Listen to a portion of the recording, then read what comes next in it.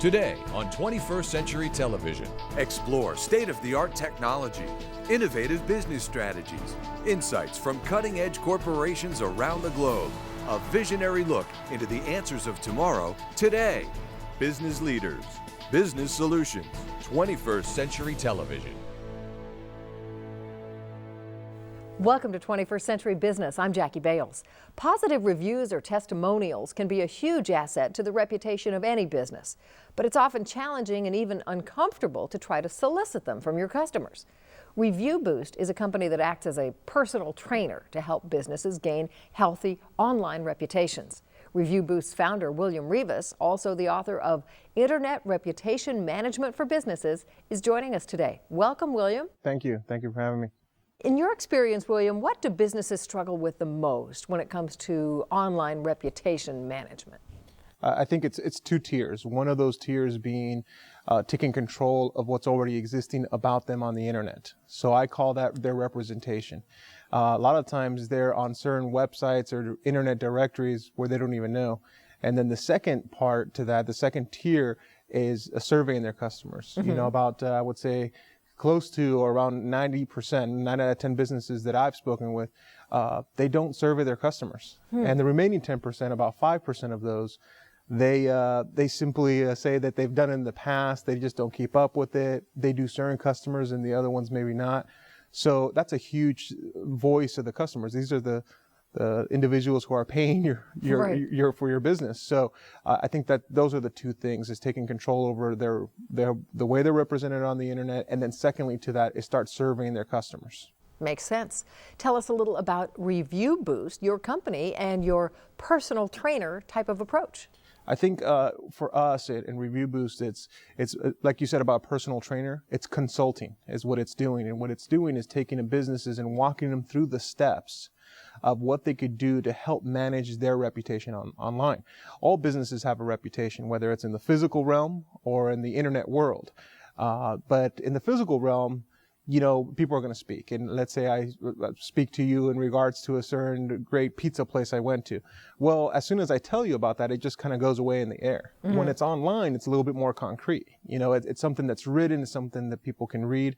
So that's our focus, is making sure that businesses understand how that works, understand that there's a dynamic change always happening on the internet. Mm-hmm. And that's the biggest focus for us, and helping businesses. And that personal trainer, everyone's different. Just like if you were to go to a gym to a personal trainer, you're going to have people working, hey, let's work on your arms, let's work on your legs today, whatever it may be. Same thing with your reputation. Hey, listen, we need to focus a little bit more of our attention here, more so than here. And that's our approach at Review Boost. Over the past few years, the internet has changed our lives immensely, especially relating to the way that business owners run their businesses and how consumers search for new products and services. With these revolutionary changes, it has become crucial for businesses to have an active online presence and to focus on maintaining a positive online reputation. However, with the ability to rate and review a service, product, or business online, businesses are finding that it is becoming that much more important to have control over their online reputation.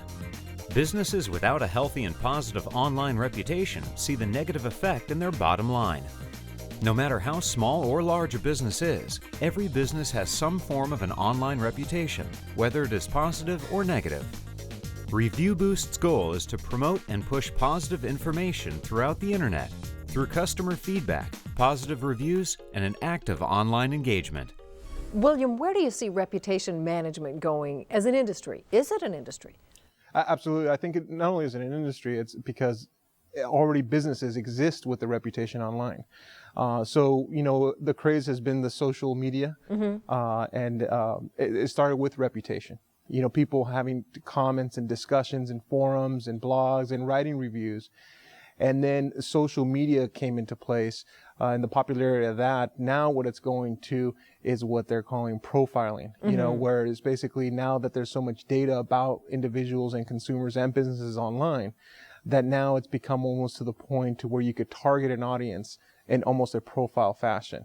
So I think that it's going to continue to grow, and more marketing agencies are taking on a role or almost like a side dish to their service of reputation management. So it'll continue to grow just because all businesses have a reputation online. And existing. they really can't control it. And That's the point, right? All they could do is promote the positive, and that's what Review Boost does for them. Absolutely. Is this service something that all businesses need to explore, you think, or is this going to be a passing fad? Yeah, if they're not exploring it as of now, it's already costing them money. Because we don't know how a consumer might find a business. We have a good idea, right? They're going to use a search engine like Google or Yahoo. They're going to maybe use their social media sites that are popular, such as Facebook and such. But I think that what's happening is that we don't know what link they're going to click on. Are they using a cell phone or a personal computer? No one could acclimate themselves to know exactly how they found them. There are measuring tools for that. However, why not cover as much ground as you possibly can? Right. With the internet changes that are happening, businesses more than ever need to really take a good grasp of their reputation as of today. So with reviews, obviously reviews are posted on every topic under the sun, every business under the sun. Are reviews really the only way to measure a company's reputation? I look at it, reviews and ratings, as like you mentioned, measurement. It's like a report card. That's the best analogy to describe it. But remember that reviews and ratings are an indicator. They're a measurement. They're almost like a snippet of information. But there's also comments. There's also the content within the reviews. That's what consumers are also reading. They want to know if this is a real review. They want to know, what's the guts of this experience that someone else might have had with them. So it's also about the content and the utility of this information. So that's where you get mobile apps with comments and such. So it's really important to really look at the content and the genuine sentiments of a consumer about a business. That's what the business needs to look at. And if they find that there's a lot of negative comments out there, can they get those removed? What do they do? Right. This question comes up quite a bit for our company, ReviewBoost.com, and I think the biggest thing that comes into play is that I don't think ourselves, anyone, a government agency, doesn't matter who, there shouldn't be a lack of negative reviews. If, what we're saying is there should be a fair assessment of reviews. So, most consumers, if they have a negative experience with the business, that's when they have the energy to go online and vent their frustrations. Right. If I had my carpets cleaned and they did a good job, I don't hop on the computer and go, oh my goodness, this is the best carpet cleaning experience of my life. Where's the energy come from? What do you want to promote? You want to promote the positive. What we're saying is that if you do have negative reviews, that should be a wake-up call, and what can you do about it? Well, you got to go in there and you got to promote the positive, and you need an agency's help to do that, and that's where Review Boost comes in to help businesses. Social media obviously is a popular phrase these days. How does social media really impact reputation management? Yeah, social media, I think, is defined differently by different people now. McDonald's, if they have a web page that talks about their Big Mac, for example, and people are commenting on it, that's considered social media. It's a social interaction. But obviously, we're talking about the genres that are more popular, such as the Google+, Facebook, Twitter. And when you talk about managing your social media, or a business does that, it is a source of reputation.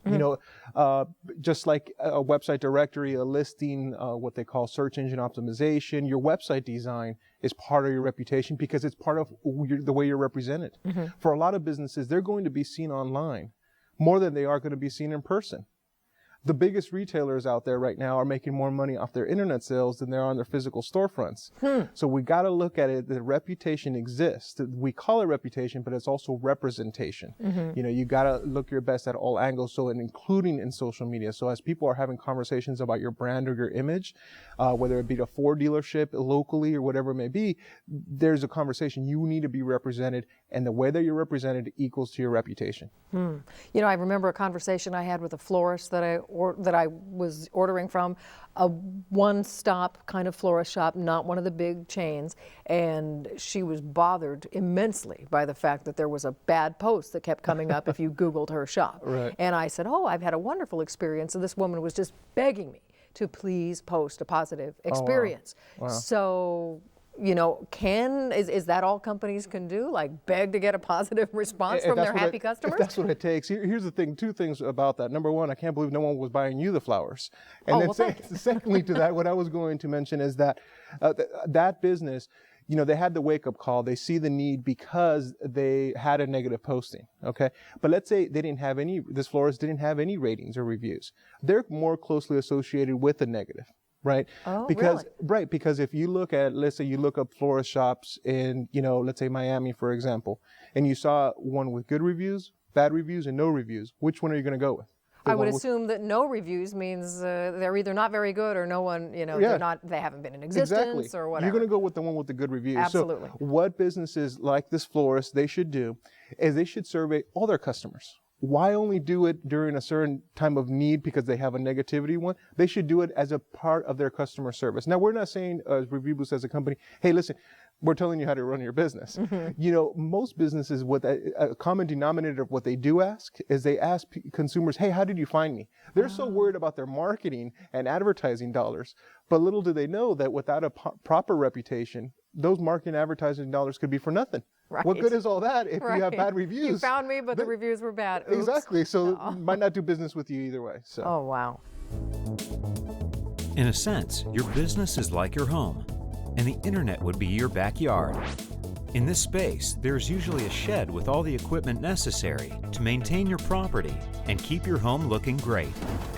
In the same way that your backyard complements your home, the internet sets the stage and provides you and your business with all the necessary tools to cultivate your online reputation. Without an effective internet presence, your business will lack the contact in which most customers will attempt to access your services or products. With an active and dynamic online presence, your business can capitalize on the premier arena of customer activity, capture greater interest, and eventually develop an online reputation that amplifies your business operations. These days, your business landscape is mainly a virtual one because so many people use the internet to buy, sell, or engage in any business. Even if your business does not have a website, your business data is still listed throughout the internet. It stands to reason that understanding how your business is currently being portrayed on the internet is necessary to determine what sort of landscaping is needed to maintain and control a healthy online reputation. In effect, you will take control of how you are represented and how potential customers view you. Your business can have a wonderful symbiotic relationship with the internet, providing a great opportunity to turn your potential customers into paying customers. How does reputation management differ from having a business listing on something like Yelp or Angie's List? Angie's List, Yelp, and a series, you know, there's RateMDs and all these different TripAdvisors. These are specific directories, websites, okay? What we want to focus, Review Boost, what we focus on and what businesses should focus on is more so the grander scheme of the internet, which is the search engines, which is, let's take Google, for example.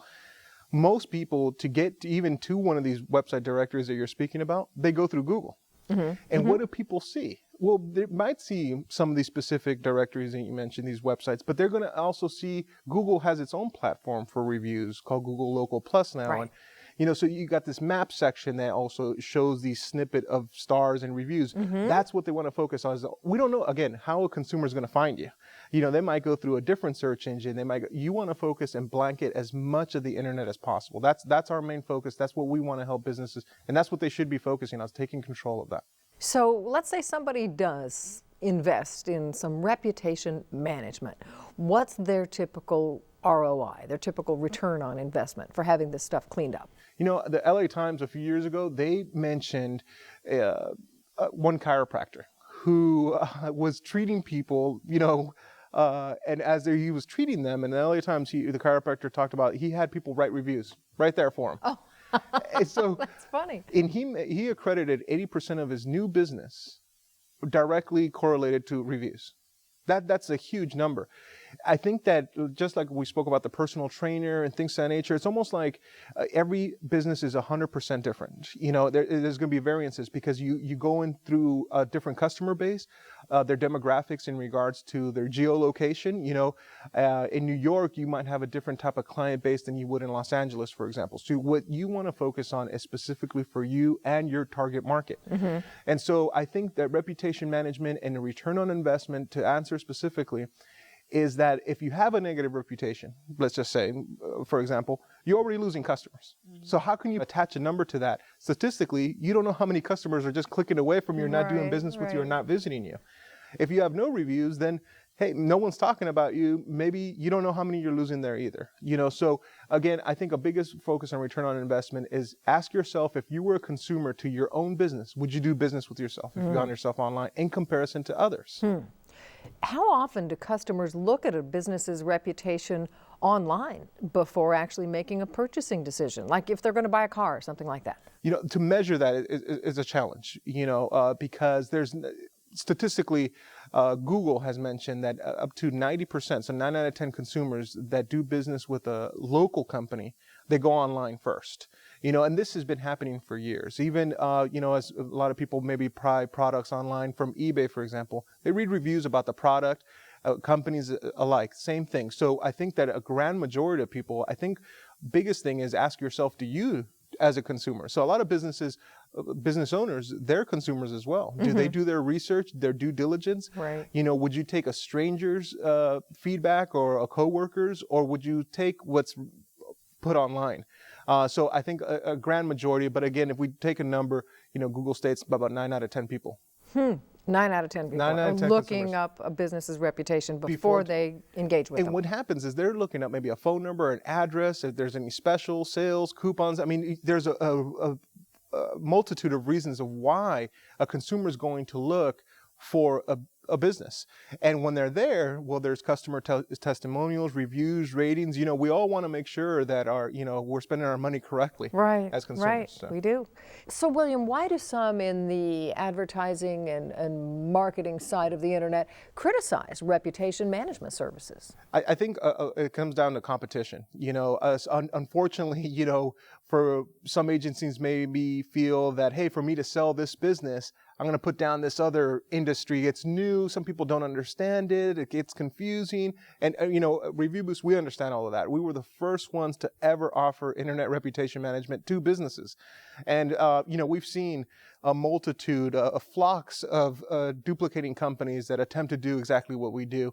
And we understand, there is eyesores. And in the industry, there is going to be. Really, there is. However, for us, all we could do is focus on leading the pack and showing what happens.